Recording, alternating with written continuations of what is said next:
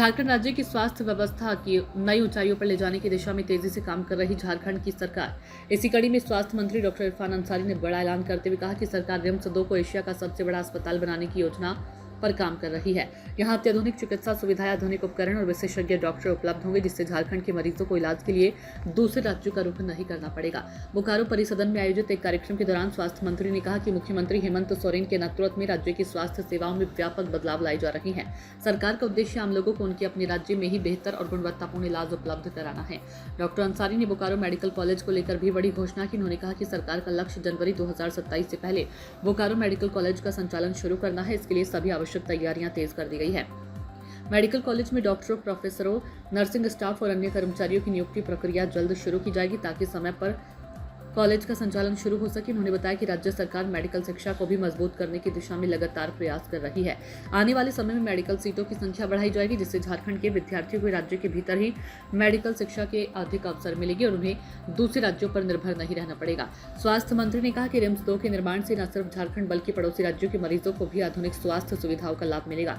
अस्पताल में अत्याधुनिक तकनीक, सुपर स्पेशलिटी सेवाएं और विशेषज्ञ चिकित्सकों की उपलब्धता सुनिश्चित की जाएगी। इस दौरान डॉक्टर इरफान अंसारी ने पूर्ववर्ती भाजपा सरकार पर भी जमकर निशाना साधा। उन्होंने आरोप लगाया कि भाजपा सरकार ने वर्षों तक बोकारो मेडिकल कॉलेज को केवल घोषणाओं तक सीमित रखा, जबकि वर्तमान हेमंत सरकार इसे धरातल पर उतारने का काम कर रही है। उन्होंने कहा कि सरकार वादे नहीं बल्कि काम में विश्वास करती है और स्वास्थ्य क्षेत्र में तेजी से बदलाव दिखाई दे रहा है। स्वास्थ्य मंत्री ने भरोसा दिलाया कि आने वाले समय में झारखंड की स्वास्थ्य व्यवस्था देश के अग्रणी राज्यों में शामिल होगी और लोगों को बेहतर इलाज के लिए बाहर जाने की जरूरत नहीं पड़ेगी।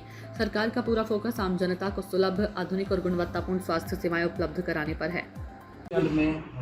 अल्ट्रासाउंड का कोई उतना बढ़िया इक्विपमेंट नहीं मिला है, न सीटी स्कैन का कोई ये है।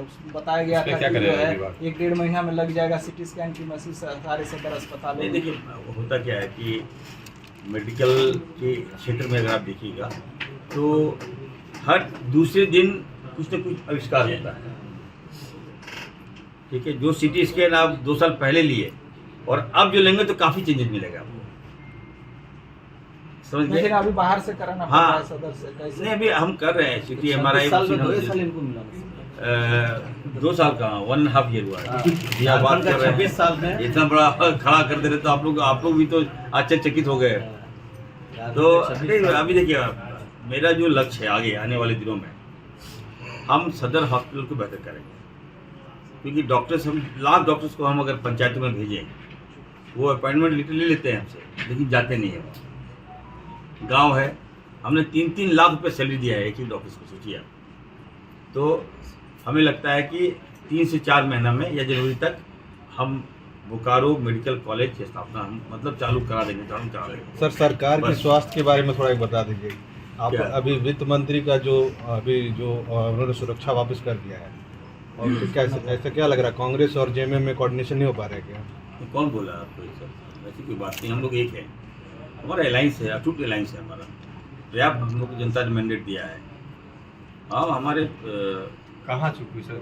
फाइनेंस मिनिस्टर को देखिए, वो अनुभवी हैं और सुरक्षा तो सबको लाजमी है। ठीक है, और मंत्री को सुरक्षा देना, अगर वो बॉडीगार्ड वापस किए हैं तो ऑब्वियस है, एक गाड़ी में अगर मान लीजिए कि 6 बॉडीगार्ड होगा तो बंदूक कब चलाएगा?